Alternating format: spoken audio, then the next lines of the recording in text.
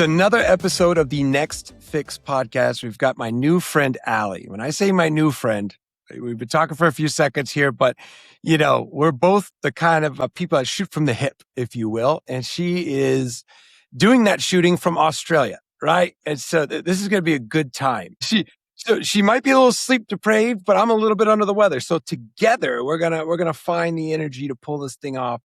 So, Allie, first of all, I want to tell you that I appreciate you. I appreciate your time. Thank you for being here. Well, you know, virtually. And also, just give us like the high level, just the high level Allie, like the 30,000 foot view. Like, who are you these days, right? Just on the surface.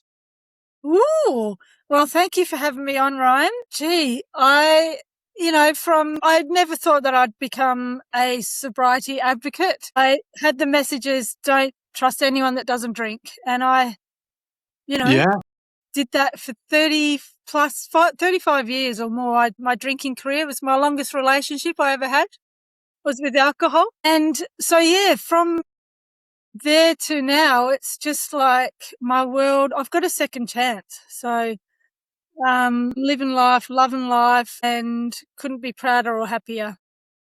Well, and also, what was that? What is that? It's a nice view up here. Yeah. Without being a smug, sober person. But honestly, it's like, yeah. Well, I love hearing that Aussie humor. I miss it. And I was telling Allie before we hit record that I lived with an Aussie and a Kiwi at the same time.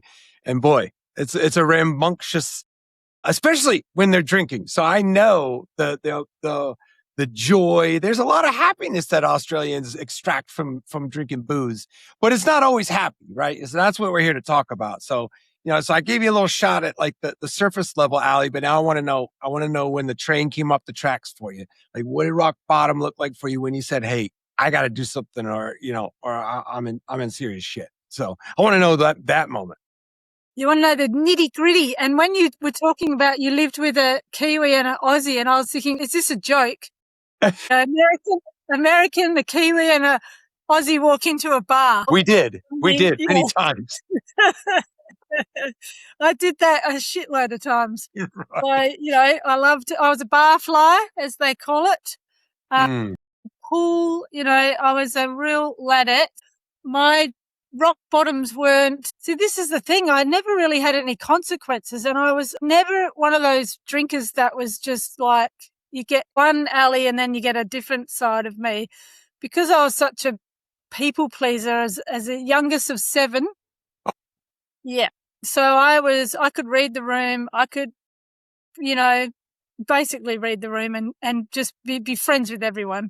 So Sure. I wasn't the sort of barfly that would be a real bad drunk or a nasty drunk. And that actually was the fucking problem, because I was funny. I was the party girl. I was the pool playing demon. I was a ladette. Yeah. I could drink men. Wait, hold on a second. What is let it? You said it twice.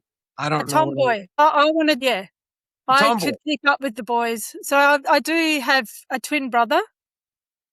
And so, and a next older brother. For me, they were my friends and my, so in school, I wasn't good looking. I was skinny, like I was scrawny. So then, boys didn't look at me. But how I could get in with boys was to be like a boy and chat and play footy and, then started drinking. And that's how I got into drinking, really, was to fit in and to. Well, let me ask you. Well, with your siblings, that's a big family. I guess, is booze, is it kind of an issue, or how does it look like for the family? Well, no, because like Dad was a quiet achiever. He was the drinker that Mum told me that they didn't start drinking until they were 29 years old. Huh. Yeah. That's interesting. And I'm like, why did you start? But so for me, it was for her. So Mum has, very bad depression and anxiety. So she would use alcohol in that way to cope and numb. And then Dad, on the other hand, total avoidant, total immature. Both my parents were immature, but Dad used to sit out the back with we'd call them King Browns, the big bottles of beer, Yeah. and roll his cigarettes and read the paper. I thought, well, there's 9 people in the house running amok, and there's Dad sitting out the back having a freaking beer and a fag or a cigarette, right? And I'm like, oh, he's got it sewn up. So when I became that age, I was drinking with Dad to connect. So but the two never, it wasn't like Dad and Mum fought because they were drunk. It wasn't. We used it to celebrate. We used it, it wasn't Right. it was actually like, I couldn't wait to drink because, it was fun. It looked adult. I couldn't wait to be an adult. So you connected with your father, and would, in your opinion, like, and anybody that's got an opinion about it, it's like, everybody's different. And Yeah. I personally, I don't really judge anybody's journey or their own relationship with alcohol or their fathers, right? However, I want to know your opinion. Like, did you think that it was healthy? Like, I'm not assuming that the alcohol being a part of that makes it a bad thing, even though I don't think it's the greatest idea, but like, was it a good thing for you and your father to bond over the alcohol? Well, I think look, hindsight, all of this stuff is on the other side of alcohol, right? Is you start to think about, why did I drink? Who was I drinking for? How did I start drinking, right? And in that hindsight, so I was a chronic asthmatic, right? So my first addiction was cigarettes. Hmm. And I would be Say that sitting there. again, and I'm so sorry that my Aussie ears aren't so keen. You're Yeah. dropping lingo on me, and I'm like, oh, I don't know. So you're a chronic what? What was it? A chronic Asthmatic. asthmatic. Okay, I Yep. got it. So And you're so then you smoke. So for a kid that was in and out of hospital, massive abandonment issues, what did I do? I bloody smoked. But I started smoking because Dad smoked. And then I started drinking and look, my dad didn't say, here, Ali, have a beer. It wasn't like that. It was older. When I was of age, that's when we connected over alcohol. But in my subconscious, I wanted to connect with my dad. So I started smoking because my dad did. I started drinking beer because my dad did. And that's how we bonded. So yeah, eventually, as I said, I wasn't a teenager. He did buy a tavern, a pub, when I was a teenager. So that's sort of where I started to smoke.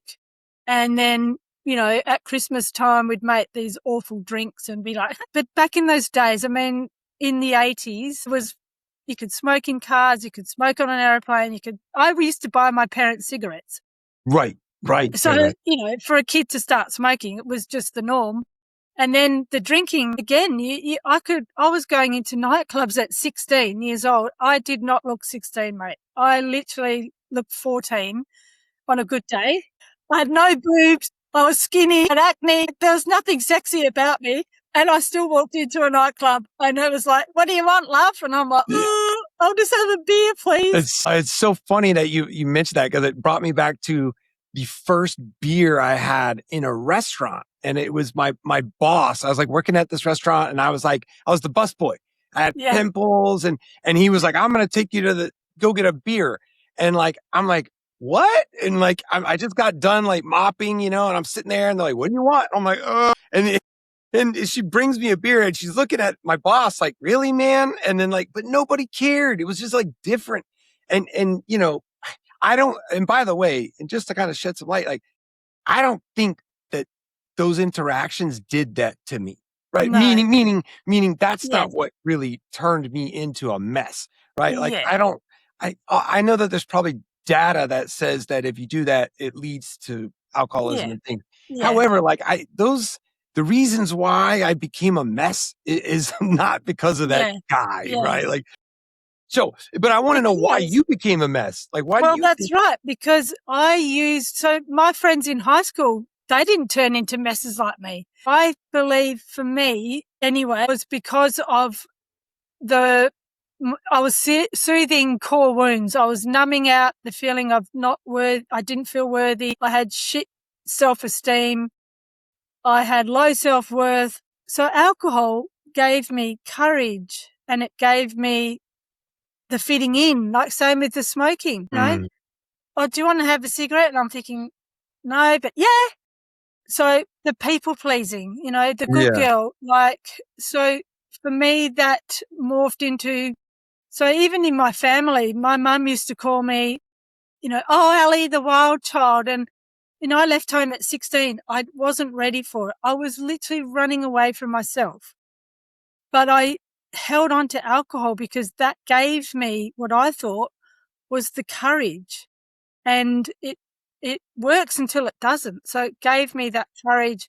It gave me the confidence to chat men up. I mean, I lost my virginity like most people. I was completely blackout drunk. Yeah. And most people are. I mean, let's face it.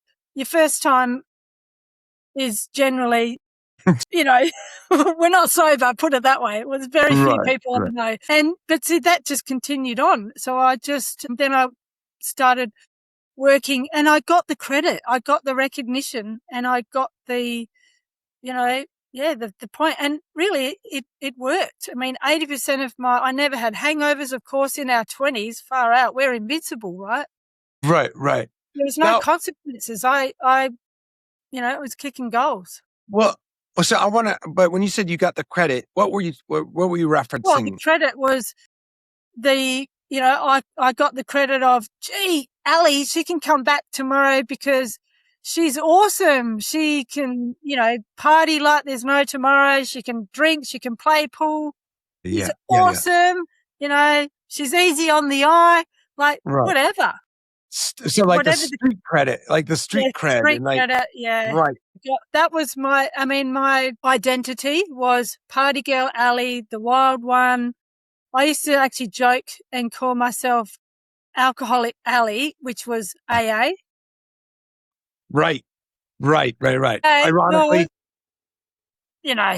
All of that stuff. But deep down inside, I was fucking terrified. And then I was just masking and I didn't realize that I had anxiety, but I was just numbing. I was using alcohol, like social awkwardness. I mean, you go have a few shots or drink a bottle of champagne before I went anywhere just to calm that nervous system down. I mean, I was living in fight or flight from my upbringing.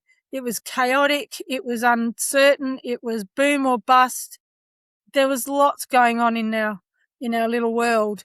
But so that's why I took it to the next level because it worked. It helped. It made me cope. It made me numb. It celebrated. Like that was the messaging. Our culture, it's everywhere. Our messaging, right, in the 80s so drinking and smoking, that's the norm, rite of passage. I mean, in Australia, it's 18 years old, right?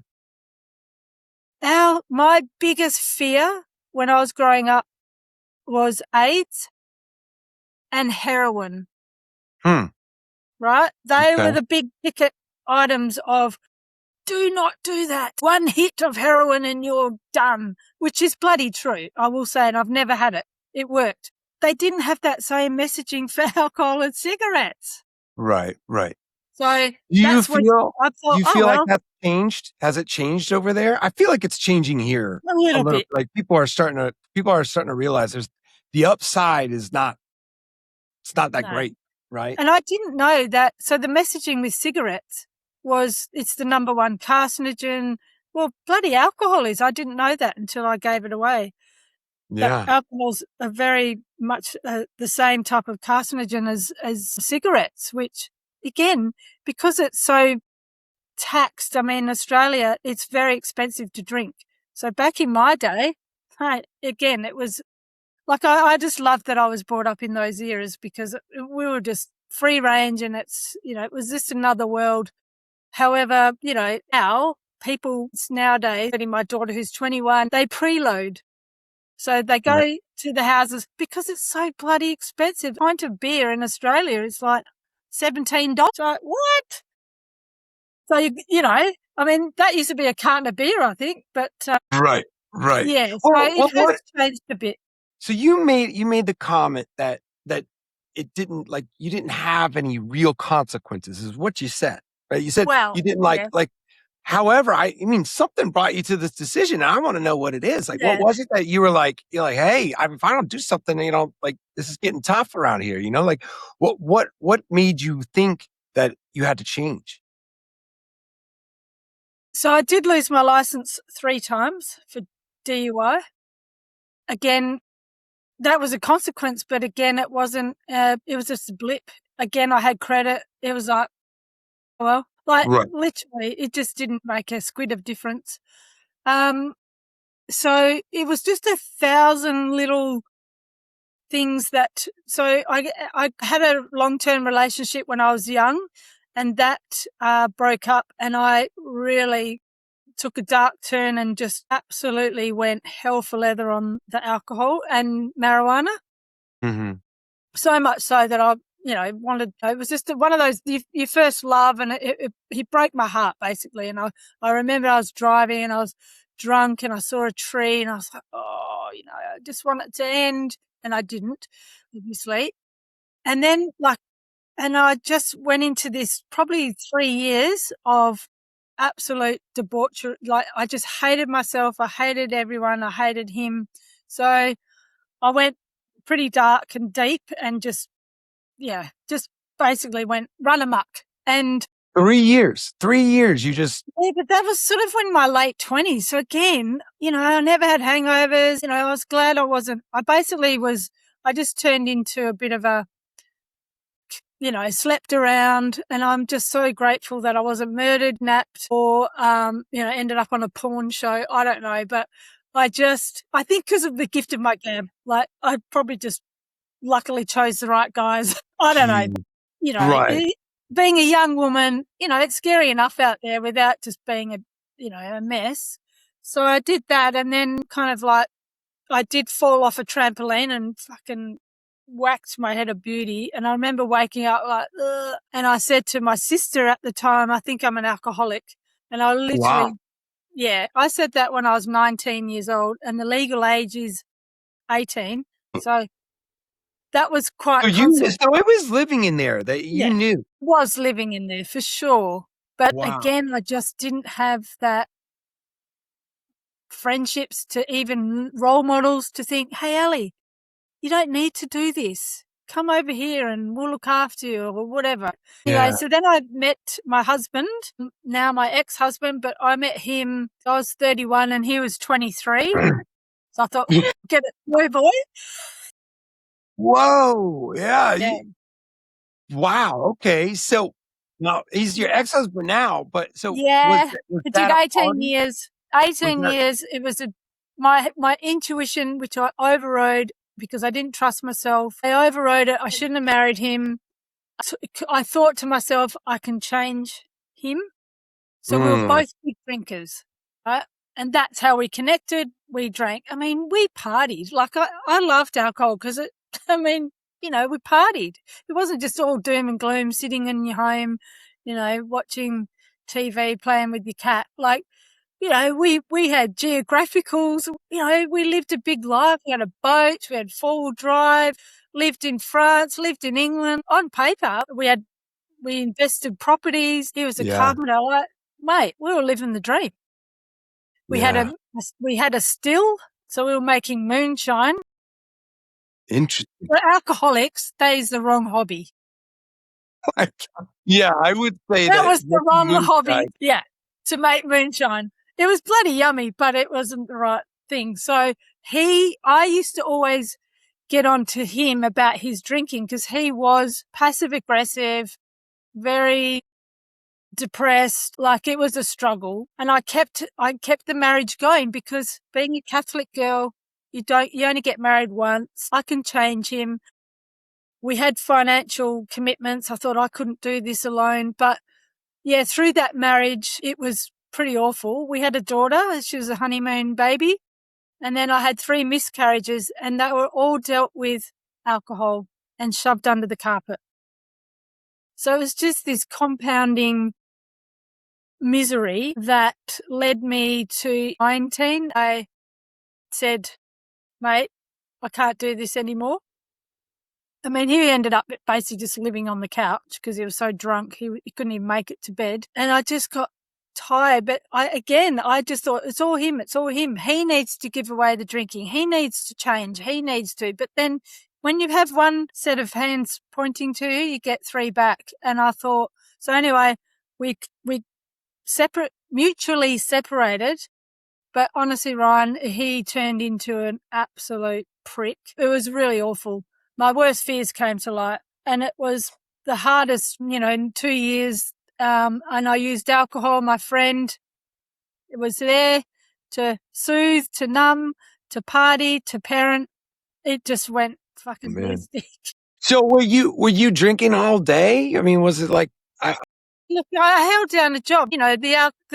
This is why I think we keep drinking, because I'm high functioning. I held down a job. I was parenting. I was managing, these rental properties. I was, doing my bit. I'd look in the mirror and of course, menopause, perimenopause. Far out, mate. But then I think the hangovers were becoming really bad. So basically my night out, if I was to go to a girlfriend's house, I would take a liter of vodka. Yeah. Yeah.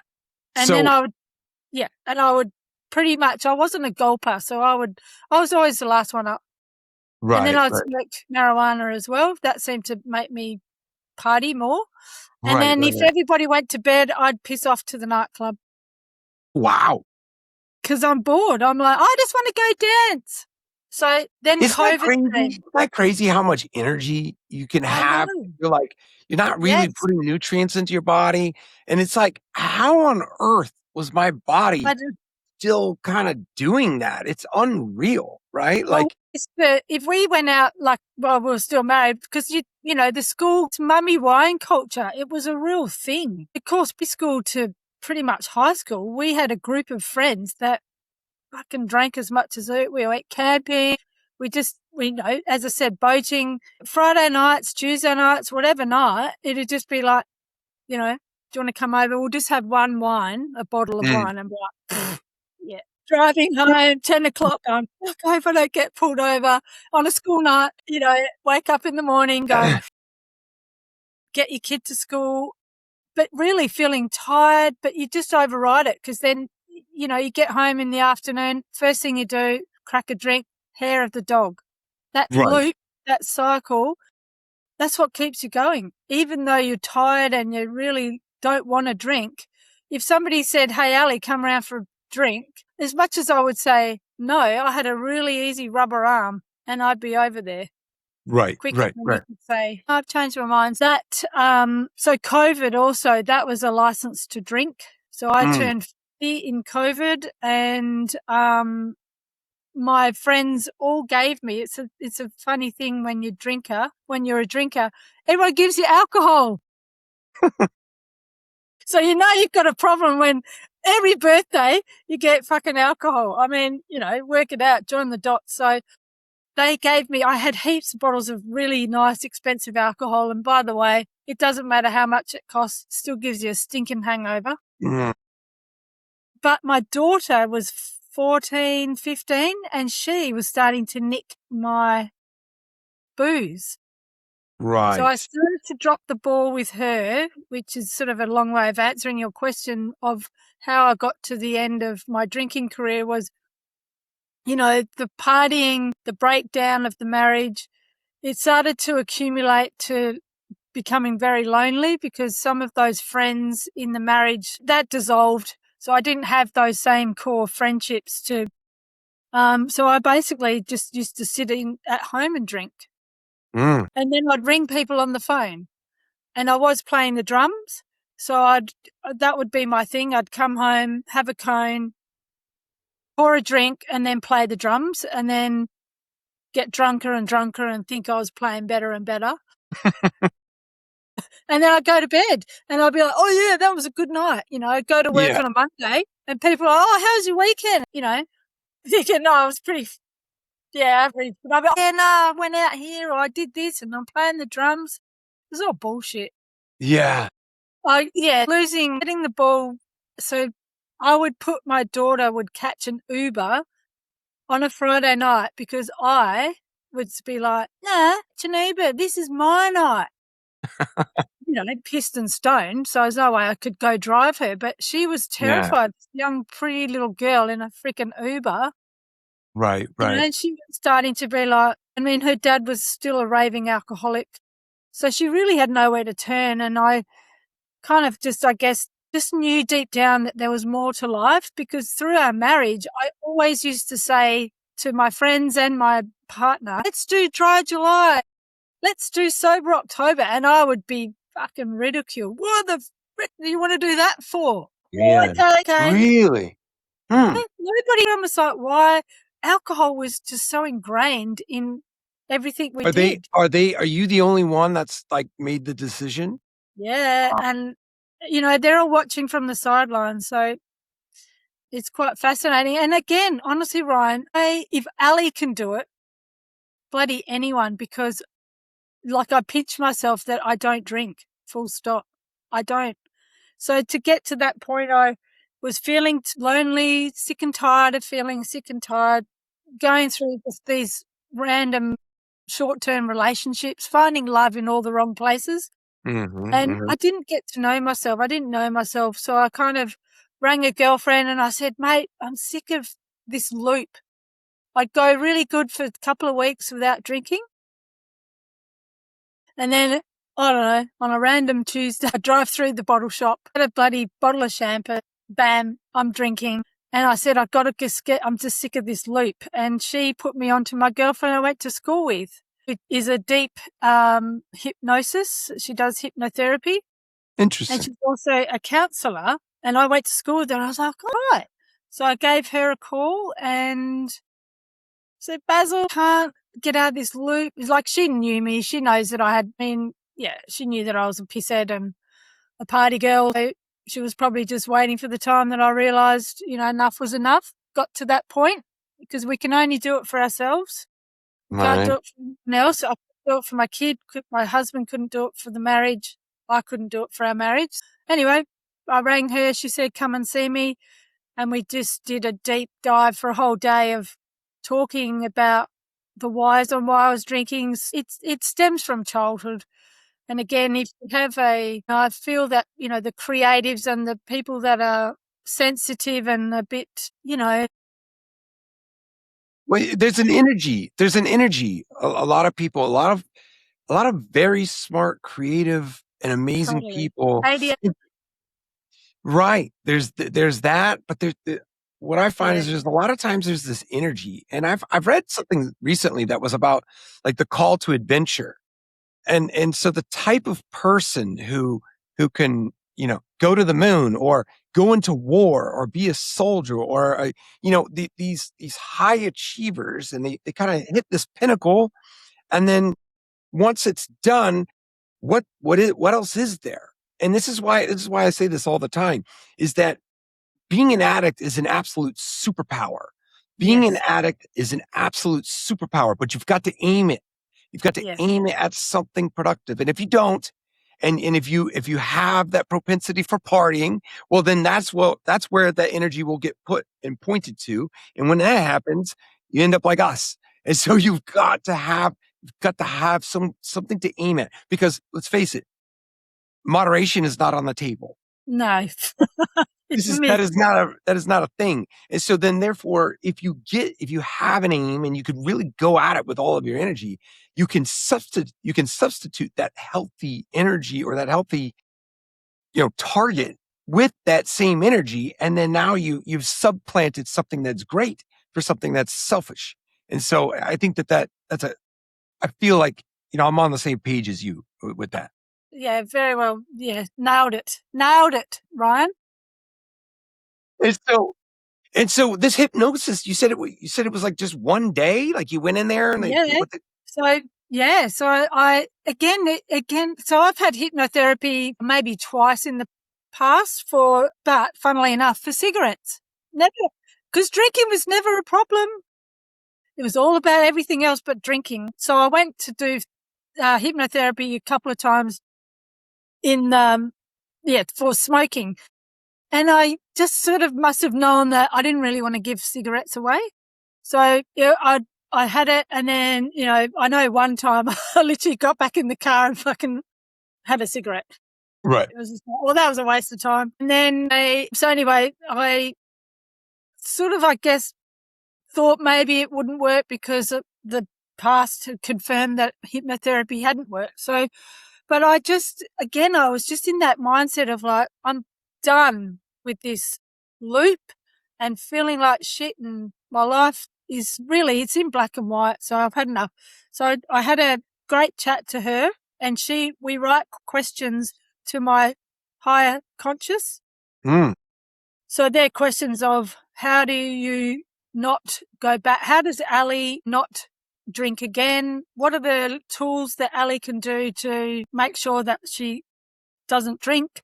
Just things like that. It was 5 years ago, so it's a bit vague. Anyway, 2.5 hours I was under hypnosis, and it's a weird thing because, I don't know, you can hear yourself, and it's so funny. You can hear yourself. And I remember one of the things that Basil said to me was, how does Ali not, go back to drinking? And my subconscious was like, well, she just doesn't hang out with those people that drink, or something like that. It was so funny. And it's true because, everyone I knew drank, but that pool had got a lot less. So it was a good time as well. So I left there. That was the 4th of June, 2021. And I thought, wow, I didn't feel like drinking until I had a colleague at work's wedding on the 19th of June. So I had no thoughts of drinking at all right up until that point. And I got my hair and makeup done. I was single, so it was a wedding that was out of town. It was in the middle of winter. Fucking driving there going, oh my God. Wow, I look fabulous. Yep. Keep driving. And then get there, shaking, anxious, because, it's a bloody event. And what do they give you at a wedding? A glass of champagne. So I went, I'll take that, holding on to it. I was shaking, drinking it. This tastes like shit. Oh, no, keep drinking it. Well, that continued on all night. I was the last one up. Wake up in the morning full of that, how am I going to drive home? I was so paranoid about going over the limit. Anyway, I did. I white-knuckled it, driving home with that sick feeling and feeling like really sick, wanting to spew. And I got home and I did a video to myself still with my makeup on, still looking half decent. Did a video of myself and I literally looked myself in the eye and said, Ali, you'll never, ever, ever feel like this again. I don't want to ever feel like this again. That feeling we know of, I just don't want to ever feel like that again. And I haven't felt like that again because I've never drank again. Well, congratulations. Yeah. Just the synopsis was like the one kind of hypnosis, but then there's the one slip and then that video of accountability. And then let me ask you this. How many times have you watched that video? Like, have you I don't even know where the video is. I mean, you never like, I don't know, like I feel like that was a part of it. No? No, because I've swapped phones. But the thing is, Ryan, it's that feeling. It's that feeling that I said to myself, I don't ever want to feel like this again. The shame, the regret, the fear of getting pulled over, that feeling of being sick because you got a stinking hangover. Yeah. Just that feeling that I've felt for 35 years, anxiety, just that fucking shit. So I just said, I don't ever want to feel like that ever again. And then the work begins though, because I had a little bit of a scarcity mindset about this, not scarcity mindset, but I actually deep down inside thought because I was hypnotized, I cheated. I cheated because I don't have cravings or it really had to unpack it because when people say, Ellie, how do you get through the first week or month or year? I mean, I did have to do the work. I have done a course. You still have to sit in your shit. I had to get to know myself because when I started drinking at 14, I didn't know who the hell Ali was. I had all these false labels of who I thought I was. So that's what it means by doing the work and not being a dry drunk. Right. So therefore, I have to talk to myself and say, no, people go to rehab. Does that take away their own experience of cheating the system because they have to?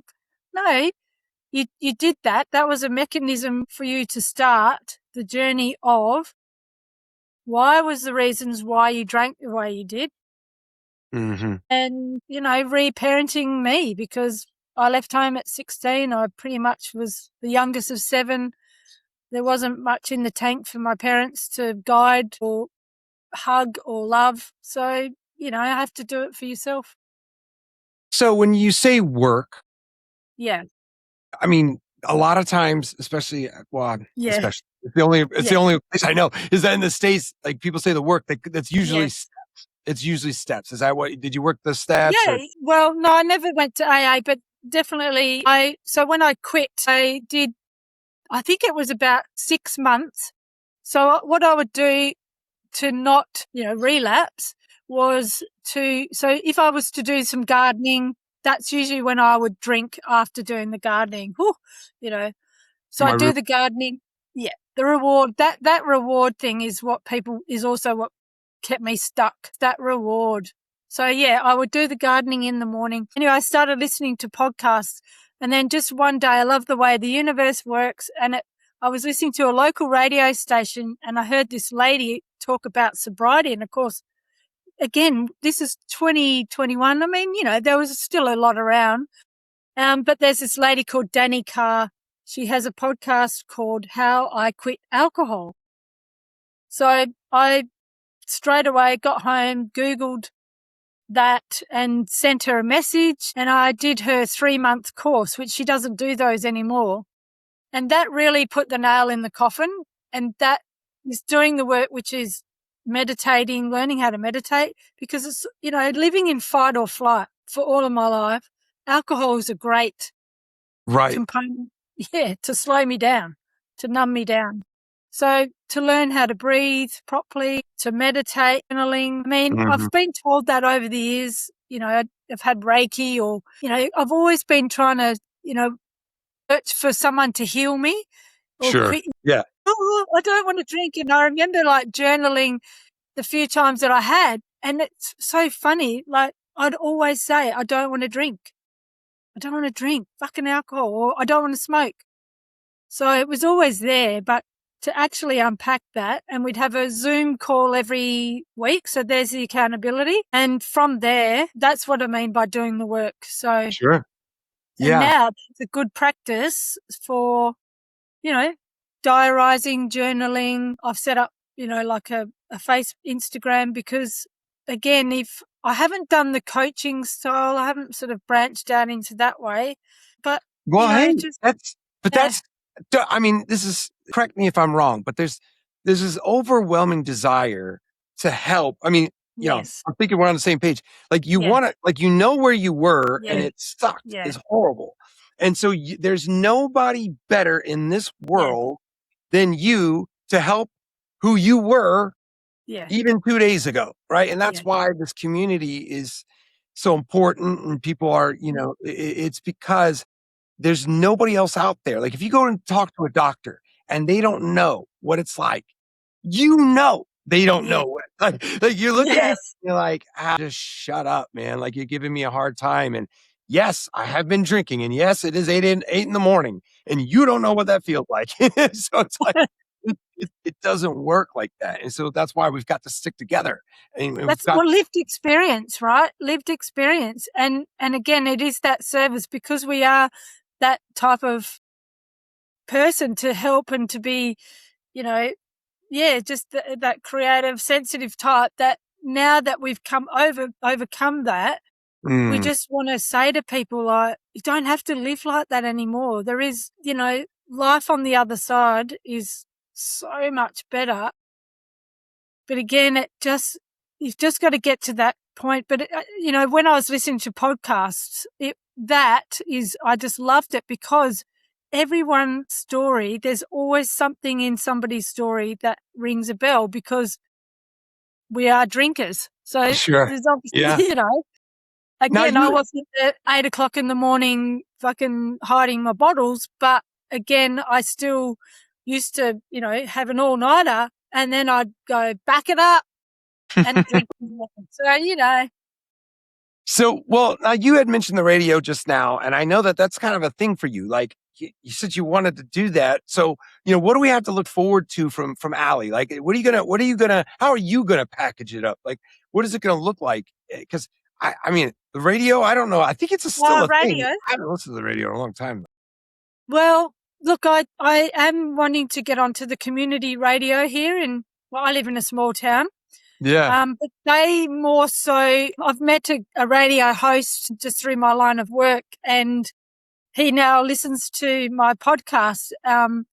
So he gave me a meet and greet from the station manager, but these guys it's more of a music community radio thing. So I'm like, okay, but I do host my own podcast. Yeah. So I guess part of that is really exciting because as a young kid, I couldn't use my voice. Right. Nobody would listen to you unless you're blitzed and hanging out. I was the funny one. And that's what your show's called. Your show's called Laughs and Lager, or what is it? Laughs Without Lager. Laughs Without Lager. Right. And so, well, that's the point, right? And so, but I thought alcohol was making me funny, but actually, Ryan, in primary school, I used to get in trouble because I was Ali is distracting, Ali's this. I used to be told off all the time because I was the heckler. Yeah, right. Well, on your show, are you like heckling people, or like tell everybody how they can come hang out with you and do this? Is it live? Or, I mean, tell us about it. No, you can hit me up we've got an Instagram page called Laughs Without Lager. There's also my own page, which is I Don't Drink Full Stop. So I'd love to have any of your listeners come on. I basically do what I did to you and slide into people's DMs. My co-host and I used to just have ourselves on the show. But this year I thought, nah, bugger it. Let's bring in some, cool people to hear. It's funny actually because it's funny because it's called Laughs Without Lager. I'm thinking of maybe rebranding it because it's like, because it's such a kind of a serious topic that we talk about, there's not many laughs you can, like, I can't take the piss out of your story pretty much. So I'm there to listen. Unless Meg and we try and sort of have a bit of a banter, but I don't know, it's a bit like the deer in the headlights. I'm trying to be professional, but then I just think, so my Instagram is more me. It's more like, I just don't care. Sure. I don't. Hey, but I'm like that too. Like I laugh at things I probably shouldn't laugh at because maybe it's a coping mechanism. Maybe it's wrong, but that's what I do. I laugh about all kinds of stuff. Even when I tell my story, like when I'm like my mom sent me to jail she said I tried to cut her head off.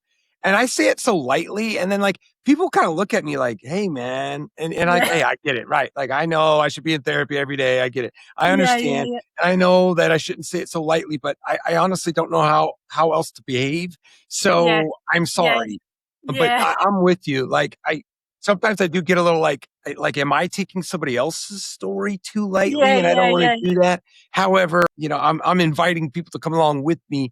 And like, laugh and let's keep it moving, right? Like exactly, mate. That's good plan. Yeah, definitely. Well, listen, I'm going to put everything in black and white so everybody can check it out. But yeah, I'm going to check it out. Laughs Without Lager, right? And so it's going to be you and your co-hosts. They're sober too, right? That's the idea. Yeah, Megs. She's actually, so she turned her sobriety into loving. She does courses. So she's have you heard of Annie Grace? I think so. Yeah. Mm-hmm. She's a This Naked Mind coach. Right. She's also just doing a narcissist abuse. Like she's all over it. That to me, bless her, but that's just not my depth. Yeah. My brain doesn't work. I'm just like, I just want to talk. Right. I don't want to go too deep, man. So yeah, she's doing that, and then so.